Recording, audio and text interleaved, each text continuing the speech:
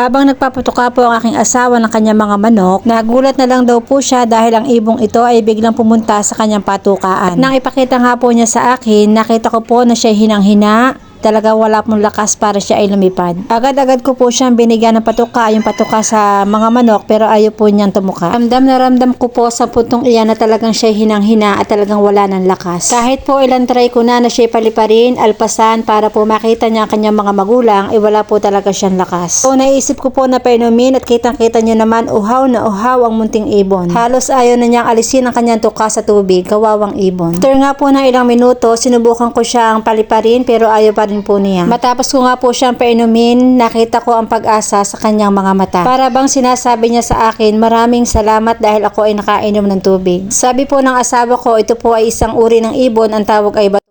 Ito po ay isang uri ng ibon na talaga namang napakahirap hulihin. Dahil dito nga po sa amin likod bahay, mayroong isang malaking puno ng mangga at doon ko po nakikita yung mag-asawang na halos araw-araw ay nagpaparinig sa akin ng magandang tinig. Kung hindi po ako nagkakamali, ito po ay isang inakay at malamang po ay nahulog dahil sa kanyang kawalan ng lakas. Ako po ang inyong kapitana ay natutuwa sapagkat pinili niya ako sa dami-dami ng tao para po siya ay aking alagaan. Dahil nga po siya hinang-hina, akin muna po siya at para naman po siya ay makatuka at makainom. Hari nawa na bukas ng umaga siya ay malakas na para po siya ay aking paliparin at ibigay na sa kanyang mga magulang. Dahil hindi po ito ang kanyang tunay na tirahan, ang kanyang tunay na tirahan ay ang mga puno, ang ating kalikasan. Hoping po bukas ay mayos na ang kanyang kalagayan, mayroon na siyang lakas para naman po siya ay makalipad na. Maraming salamat po sa inyong panonood. God bless po sa ating lahat.